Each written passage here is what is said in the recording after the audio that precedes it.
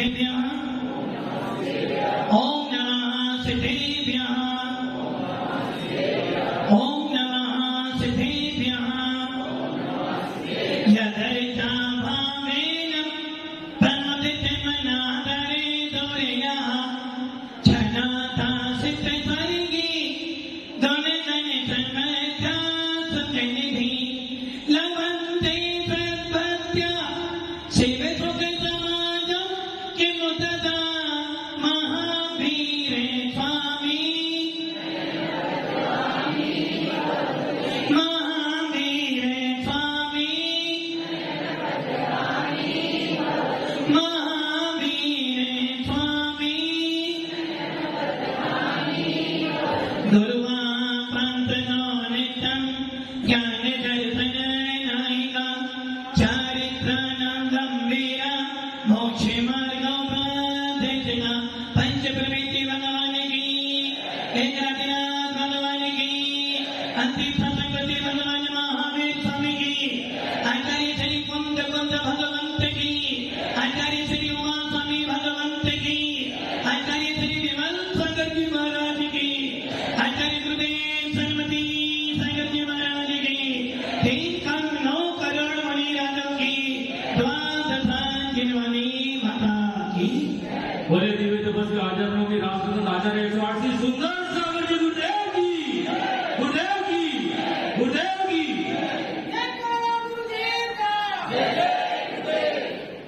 मोक्ष मार्ग सनेतारं भेतारं करभूतता ज्ञातारं विशतत्वानां वन्दे तद्गुणलब्धे वन्दे तद्गुणलब्धे वन्दे तद्गुणलब्धे भव्यात्मा भगवान महावीर जिनके शासन में मुनि मुद्रा देखने को मिलते हैं। भगवान महावीर का वो शासन जिस शासन में साधना करने वाले पाए जाते हैं।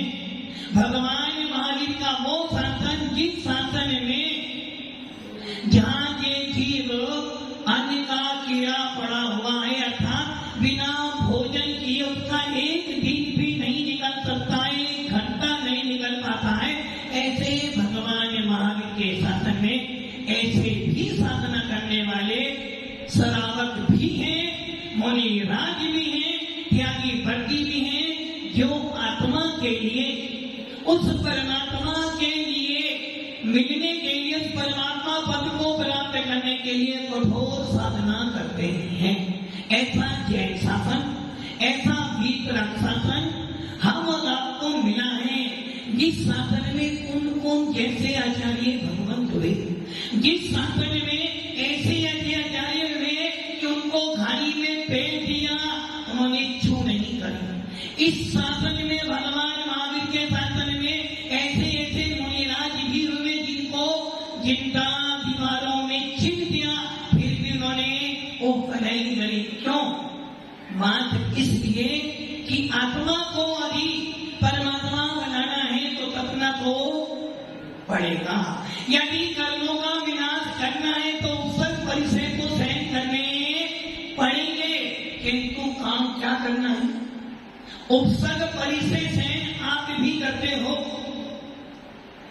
क्या संतोष जी? कभी उपसर्ग परिचय सहन किए? कैसे किए?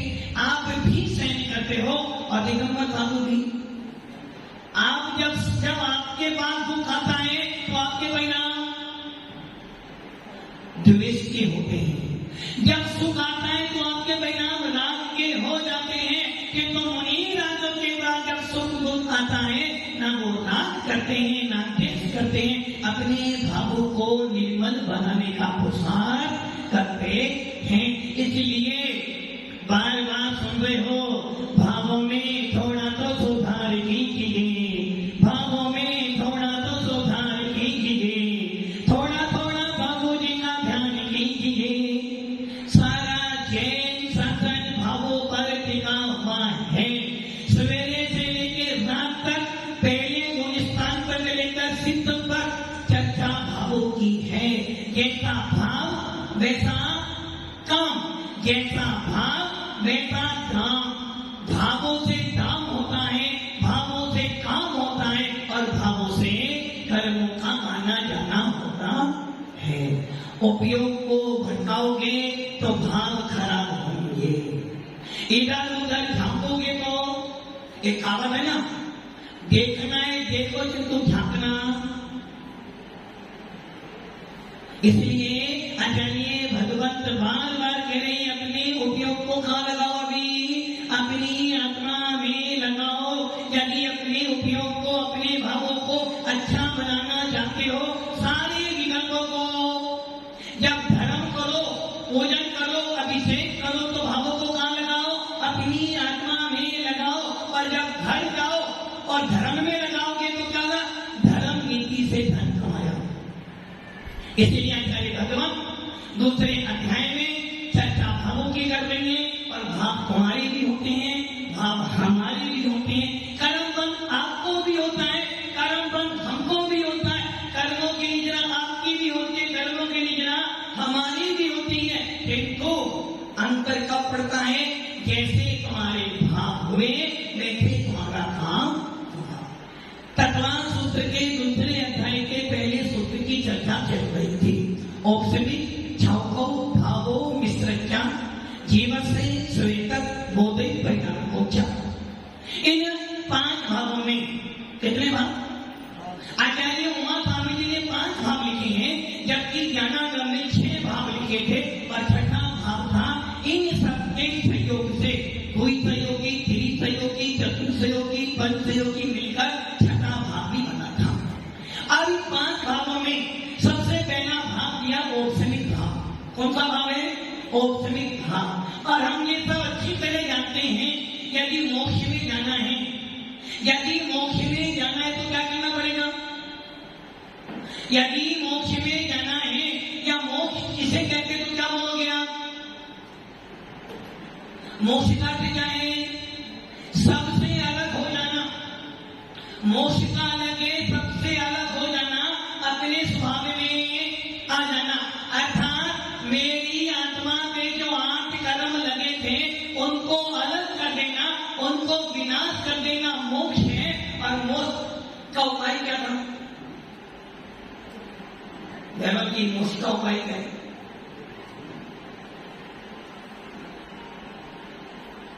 सेठ जी, मोक्ष का उपाय है रत्नत्रय, सम्यक दर्शन, सम्यक ज्ञान और सम्यक चारित्र।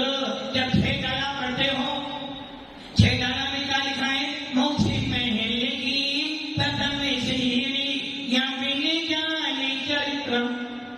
मोक्ष प्राप्त करना है तो कर्मों का विनाश करना पड़ेगा, कर्मों का विनाश करना है तो रत्नत्रय धारण करना पड़ेगा। और रत्नत्रय धारण कर लिया, मुनि बन गए, त्यागी वर्ती बन गए, महावर्ती बन गए, और सम्यक दर्शन नहीं हुआ तो तेरी साधना कैसी हो गई? खाना तो बनाया, अच्छे भावों से बनाया, बहुत बढ़िया बनाया, किंतु खाने वाले के भाव अच्छे, बनाने वाले के भाव कैसे थे? हो सकता है बनाने वाले के भाव बहुत बढ़िया, खाने वाले के भाव खराब है। पर कभी ऐसा भी होता है कि खाने वाले के भाव तो बहुत बढ़िया, किंतु बनाने वाले के भाव। किंतु आचार्य भगवान कह रहे हैं कि तुझे मोक्ष प्राप्त करना है, रत्नत्रय धारण करना पड़ेगा। और रत्नत्रय में सबसे पहली सीढ़ी कौन सी है? सबसे पहली सीढ़ी कौन सी? सम्यक दर्शन। और पंडित दौलत राम की नहीं, आचार्य उन स्वामी करिए धनसन भट्टा भट्टा, धनसन भट्टा से नथी निर्वाणम सिंचंती के भट्टा, धनसन भट्टा न सिंचंती। यदि सम्यक दर्शन नहीं है तो तेरी सारा मेहनत, सारा पुरुषार्थ व्यर्थ है। और वही बात आचार्य उमा स्वामी यहाँ कह रहे हैं, 6 डाला की 2 लेन बार बार बोलता हूँ और आप बार बार सुनते हो, किंतु अमल कौन सी 2 लेन?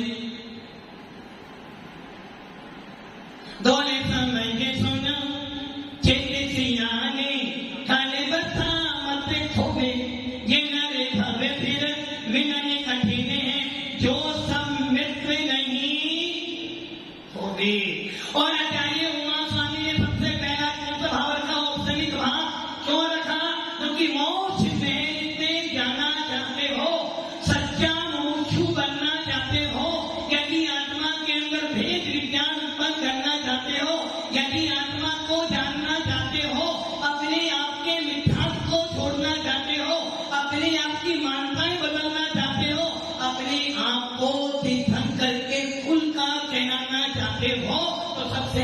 काम है सम्य दर्शन को प्राप्त करना।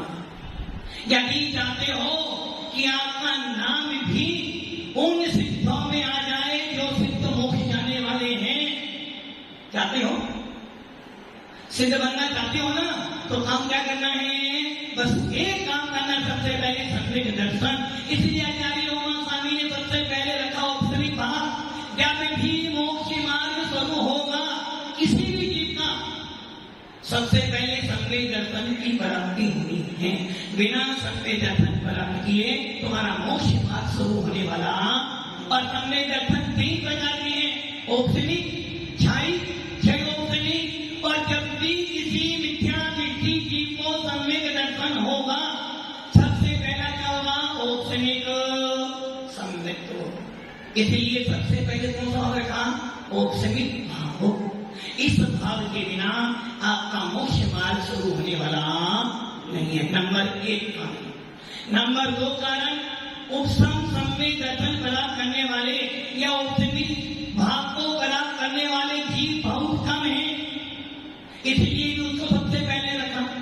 नंबर 3, उपसम सम्यक का काल या औपचारिक भाव का काल अंतर्मुख है, और अंतर्मुख में बहुत सारे जीव जमा नहीं हो सकते, इसलिए उसको सबसे पहले रखा था। औपचारिक भाव वाले जीव सबसे सबसे सबसे कम है, फिर भी सबसे पहले तो रखा। जो चीज कम होती है वो सबसे बाद में आती है। जब आपके यहाँ कोई भोजन करने आ जाए और आपको पता मिठाई कम है, तो क्या करोगे? क्या करोगे? मान लो मिठाई कम है और चावल बहुत सारे बनाए, तो क्या करोगे? पहली थाली में रोटी बन जाएगी 2 और बाद में चावल लाऊंगा, तो वो समझ जाएगा कि भैया इसके पास हम। और मिठाई कब आई? सबसे जब पूरा पेट भर जाए। वैसे ही आपके मन में विकल्प आना चाहिए, जब औपचारिक सम्यक का काल कम है, उसको धारण करने वाले जीव कम है, फिर उसको सबसे पहले क्यों रखा?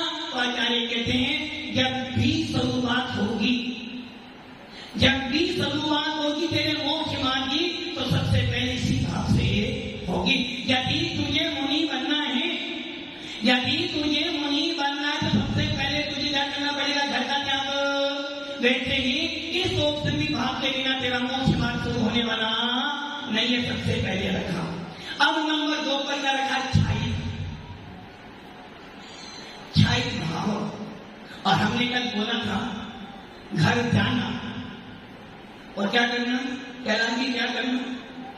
पूछकर आना कि मैं छाई भाव को प्राप्त करने जाऊं। तो एक भव्य जीव ने मुझसे सवाल करा, महाराज छाई भाव तो कपड़े वालों को भी मिलता है, घर वालों को भी मिलता है, क्योंकि छाई भाव कपड़े वालों को मिल सकता है, किंतु छाई भाव के कितने भेद होते हैं?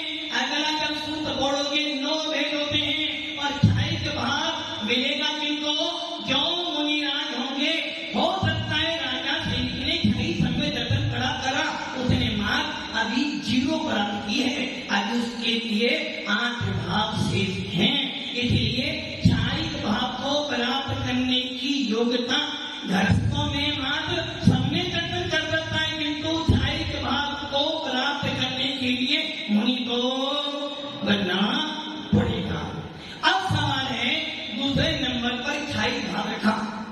आखिर उपसम सम्यक दर्शन के बाद छाई क्यों रखा? क्योंकि हम ये सब अच्छी तरह जानते हैं, यदि किसी राज्य में, यदि किसी संसद में पक्ष वाले बैठे हों, तो संसद अच्छी तरह से चल नहीं सकता। यदि घर में सबकी बुद्धि एक जैसी हो जाए, तो महाभारत क्या चलेगा? रामायण की रामायण में बुद्धि सबकी अलग थी। छाई भाव को नंबर 2 पे इसे रखा, क्योंकि वो विरोधी है। विरोधी किसका है? उपसम का विरोधी, औपचारिक भाव का विरोधी कौन? छाई। और जो विरोधी होता है उसे अपने पास में रखना चाहिए, ताकि तुम सावधानी से चलोगे। अब कैसे विरोधी है? औपचारिक भाव का अर्थ है मात्र दबाना। आदि कोई उछलता हो तो क्या करना? दबा दो। और छाई का काम क्या है? दबाना, भगाना नहीं, पूरा जड़ से एक व्यक्ति को करो, सेठ जी को क्रोध आया, सेठ जी को क्रोध बहुत तेज आया और पुनीत जी ने क्या किया, सेठ जी को क्या कर दिया, शांत कर दिया। अभी तो शांत रहे, पवन जी से अभी देख लेना, अभी शांत रहे। इतने में पवन जी ने सोचा भाई क्या सेठ जी से कोई अपनी सेठ जी, हमने तो बनाया सेठ जी को, इसलिए अपने तुरंत करती पूरी की पूरी कथाएं छोड़ दो, आज से मेरा अपने प्रति कोई ना नहीं। उन्होंने ज्ञान से पूरा का पूरा नष्ट कर दिया। वैसे ही औपनिक भाव का विरोधी कौन है, छाई भाव, क्योंकि वो प्रतियोगी है। प्रतियोगी अर्थात सर्वार्थ सिद्धिकार कहते हैं, औपनिक में तो दबाया था और छाई वाले जड़ से पूरा नष्ट कर दिया, इसलिए औपनिक के साथ में छाई को रखा। नंबर एक, आचार्य अंकन देव राजवाक्य में कहते हैं औपनिक भाव वाले का विशुद्धि है तो उस जैसी विशुद्धि छाई वाले के पास भी है, इसलिए विशुद्धि वालों को एक साथ में रख दिया। नंबर 3, छाई भाव, आचार्य विद्यानंद जी महाराज श्लोक वाक्य में कहते हैं औपनिक भाव किनको होता है, भव्य जीव को ही होगा, अभव्य को नहीं होगा। और छाई भाव किसको होगा, भव्य को ही होगा, इसलिए उसको हमने औपनिक भाव के पास में रख दिया। नंबर 4, जितने जीव औपनिक वाले कितने जीव थे, बहुत कम थे। औपनिक भाव वालों से असंख्यात गुणे जीव होते हैं छाई भाव वाले। ऐसा क्यों, एक दुकान खुली थी 9 से 9:30 बजे तक। यादव जी क्या हुआ इसका, 9 से 9:30 नहीं, मेरी तो पता, सवेरे 9 बजे पूरी रात 4 बजे बंद हो गई। और एक दुकान खोली सवेरे 9 बजे और 9:20 पर बंद हो गई। कितना माल बेचोगे बताओ, मान ज्यादा किसका जाएगा, जो 9 से 9:30 तक बैठे ही औपनिक भाव का कार्य अंतर्मुख और छाई भाव का या छाई सम्य दर्शन का काल देखें कितना है, संसार की अपेक्षा देखें तो छाई भाव का काल कितना हो जाएगा, 8 वर्ष 1 अंतर्मुख कम। कितना, 8 वर्ष 1 अंतर्मुख कम, 33 सागर प्लस 2 पूर्व कोटि, अर्थात 2 पूर्व कोटि प्लस 33 सागर में से माइनस करना 8 वर्ष 1 अंतर्मुख। तो कितना बड़ा काल हो गया, औपनिक से बहुत बड़ा काल हो गया, तो इसमें बहुत सारे जीव आ जाएंगे। इसलिए औपनिक भाव वालों से छाई भाव वाले की ज्यादा पाए जाते हैं, इस 2 नंबर पे रखा। नंबर 3 कौन सा भाव है, मिश्र भाव। कौन सा भाव है, मिश्र भाव। अब देखते हैं मिश्र मतलब मिला जुला, मिला और जुला। वकील साहब आपने कल खाने में मिक्स सब्जी खाई थी, क्या खाई थी, वो कैसे बनी थी, उसमें स्वाद किसका आया था आपको, किसका, सभी चीजों आलू का भी स्वाद आया था। आपने कल मिक्स सब्जी खाई, स्वाद किसका आया था आपको, केले का आया था, टमाटर का आया था, हरी मिर्ची का आया था या नमक का आया था। वकील साहब बता, माना जी बस मिक्स सब्जी थी ना, थोड़ा स्वाद मिर्ची का था, थोड़ा केले का था, थोड़ा टमाटर का था, किंतु कितना था, स्वाद तीनों का था। यदि आपने पानी पूरी का पानी पिया है, स्वाद किसका आएगा, सादा ही। और मान लो बेटा को दोनों साथ में बैठे हो, पानी किसका आएगा, दोनों का आएगा ना, एक का तो बोल नहीं सकता। महाभारत शुरू हो जाएगी, बैठे ही मिश्र भाव किससे बना, जिसमें उपसम भी था और क्षय भी था। कुछ कर्म उपसम हुए, कुछ कर्म क्षय हुए, और दोनों से जो मिलकर बना वो हो गया आपका मिश्र भाव, इसलिए उसे नंबर 3 पर रखा। एक कारण, दूसरा कारण हो रहा है आचार्य भगवान ने मिश्र भाव को रखा, क्योंकि औपनिक भाव और क्षायिक भाव भव्य जीवों को ही होता है, सम्य दृष्टि जीवों को ही होता है, जबकि मिश्र भाव अभव्य जीवों को भी होता है, भव्य जीवों को भी होता है, मिथ्या दृष्टि को भी होता है, सम्य दृष्टि जीव को भी होता है। इसलिए उसे नंबर 3 पे रखा। सीधी सीधी बात करनी, मोक्ष मार्ग के लिए औपनिक भाव भी चाहिए, क्षयोपनिक भाव भी चाहिए और मिश्र भाव भी चाहिए। संसार मार्ग के लिए कीर्ति जी, संसार मार्ग के लिए औपनिक भाव, मोक्ष साधु बनने के बाद पैसा चाहिए क्या, मकान चाहिए क्या, खाना पीना चाहिए क्या? नहीं चाहिए, खाना पीना भी नहीं चाहिए। यदि कोई साधु ये सोचे कि मुनि बनने का प्रयोजन सिर्फ खाना पीना है, उसका मुनि बनना, ख्याति पूजा लाभ कमाना हमारा काम नहीं है। ख्याति पूजा हो जाए वो हमारा कौन, किंतु हम ख्याति पूजा लाभ के लिए मुनि। मोक्ष मार्ग में औपनिक भाव भी होता है, क्षायिक भाव भी होता है और क्षयोपनिक मिश्र भाव भी होता है। और संसार के मार्ग में औपनिक भाव, यदि तुम्हें संसार में रहना है, साधना जी, मैंने साधना बोला था, आपने तो सुना, बस यही तो विशेष सूचना है। मैंने सब तो अनेक साधना और देखा तो आप समझे महाराज जी मेरे बारे, इसे कहते हैं मति ज्ञान के द्वारा जाने गए पदार्थ के बारे में विशेष जानना। तो आपने जान लिया कि महाराज मुझे बुला है, क्योंकि साधना तो इसकी है। साधना किसकी है भाई?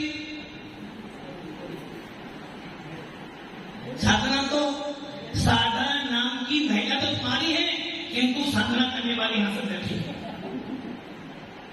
तो क्या कह रहा था मैं, संसार मार्ग के लिए भी जिस प्रकार औपनिक भाव, क्षायिक भाव संसार में डुबोने वाले नहीं है। औपनिक भाव, क्षायिक भाव जिसको हो जाएगा वो संसार सागर से पार होगा, किंतु क्षयोपनिक भाव जिसको होगा वो संसार में फंसेगा, फंस भी सकता है। इसलिए संसार मार्ग में क्षायिक औपनिक भाव, मिश्र भाव पाया जाता है, इसलिए उसे तीसरे नंबर पर रखा। नंबर तीसरा, क्षयोपनिक मिश्र भाव वाले जीव बहुत ज्यादा है। औपनिक से ज्यादा क्षायिक वाले और क्षायिक से ज्यादा मिश्र भाव वाले। कैसे? क्योंकि मिश्र भाव का काल कितना है? 66 सागर। कितना? मिश्र भाव क्षयोपनिक सम्मिलित का काल कितना है? 66 सागर।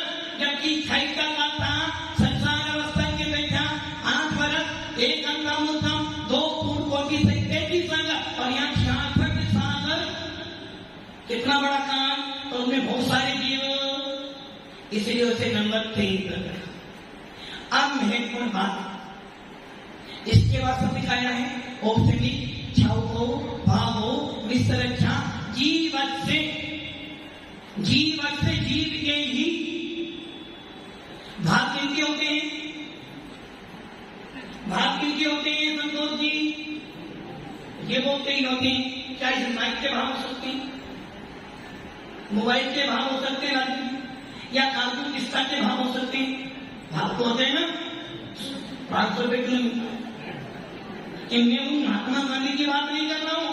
क्या काजू, स्वीट, एप्पल, इन जो पेड़ पौधे के भाव बन सकते हैं क्या? पेड़ पौधे के बन सकते हैं, और एप्पल के, मोबाइल के, कपड़े के, बैग के नहीं बन सकते। तो भाव किसके होते हैं? वरुण किनके होते हैं भाव? पक्का ना? चलते हाँ बोलेंगे। गाड़ी के भाव हो सकते हैं क्या? गाड़ी के, और लाड़ी के भाव तो लवीन जी, लाड़ी के भाव हो सकते हैं क्या? लाड़ी के और गाड़ी के। अब तुम बैठे हो तो फिर भाव नहीं बनेंगे। देखते हैं आगे थोड़ा सा। अब यहाँ कहने जीव से जीव के ही, क्या जीव के ही भाव होते हैं। श्वेत सूत्र ध्यान से देखो, ये भावना ही नहीं। औपनिक छौगो भावो मित्रचा जीव से जीव के स्वेतक। आप देखो आचार्य उमा स्वामी की महानता प्रकांड व्याकरणाचार्य वो क्या लिख रहे हैं? औपनिक छौगो भावो मित्रचा जीव से जीव के ही श्वेतक में है। जीव के कितने भाव हैं? कितने भाव हैं? आचार्य भगवान ने 3 भावों के बाद लिखा जीव से जीव के ही श्वेतक में है। इसका अर्थ क्या हो गया? औपनिक भाव, क्षायिक भाव और क्षेत्रीय भाव मात्र जीव के ही श्वेतक में जीव के ही होते हैं। क्या की बात समझ आ रही है? अब मैं नहीं कह रहा हूं, आचार्य भगवान कह रहे हैं। औपनिक क्षायिक क्षेत्रीय भाव जीव से श्वेतक, जीव के ही श्वेतक में है ये 3 भाव। इसके बाद है औदायिक भाव, पारिणामी भाव, ये जीव के ही होती है, ये नहीं कहना। औपनिक भाव, क्षेत्रीय भाव, क्षायिक भाव जीव के ही होते हैं, इसलिए जीवन से श्वेतक दिया। उसके बाद करिए औदायिक परिणामी भाव, औदायिक भाव और परिणामी भाव सबसे अंदर रखिए। इसका कारण क्या है? क्योंकि औदायिक भाव वाले परिणामी भाव वाले जीव सबसे ज्यादा हैं। औदायिक एक कारण। दूसरा कारण औदायिक भाव और परिणामी भाव से आत्मा का बोध होता है, अतीन्द्रिय अमूर्त आत्मा को जाना जाता है, इसलिए सबसे बाद में रखा है। और औदायिक भाव सभी जीवों में समान करते पाए जाते हैं, इसलिए सबसे अंत में रखा है। किंतु विशेष बात यह है कि औपनिक क्षायिक के बाद में आचार्य कह रहे जीवन से श्वेतक, ये जीव के ही होते हैं। इसका क्या हो गया? गिलास आधा खाली है, गिलास आधा खाली है, इसका क्या हो गया? क्या कह रहे?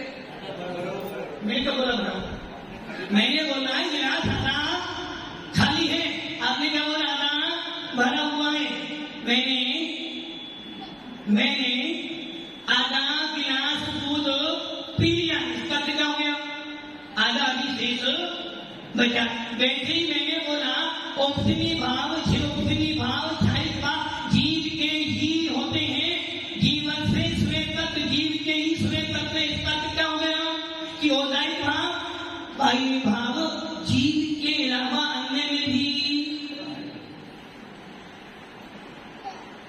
क्या हुआ? औपनिक भाव, क्षायिक भाव, क्षेत्रीय जीव के ही होते हैं। इसका क्या हुआ? कि जीव के श्वेतक कितने हैं? 3। औदायिक नहीं, औपनिक, क्षायिक, क्षेत्रीय, बाकी 2 भाव जीव के ही होते हैं। क्या 3 भाव तो जीव के ही होते, शेष 2 भाव किनके होते हैं? आधा गिलास भरा हुआ है तो आधा, जब 3 भाव जीव के ही होते तो 2 भाव अन्य किसी के भी पुतल के हो सकते हैं। तो आचार्य कह रहे हैं 3 भाव तो जीव के ही होते हैं, किंतु 6 दर है, 6 दर जीव, पुद्गल, धर्म, अधर्म, आकाश और काल।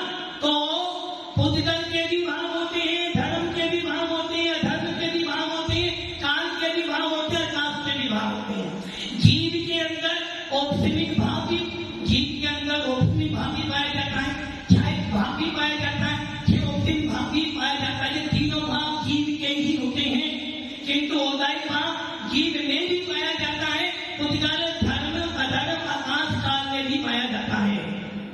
परिणामी भाव जीव में भी पाया जाता है, पुद्गल में भी पाया जाता है, धर्म में भी पाया जाता है, अधर्म में भी पाया जाता है और काल में भी पाया जाता है। अर्थात औदायिक भाव पुद्गल में भी होता है, जीव में भी होता है।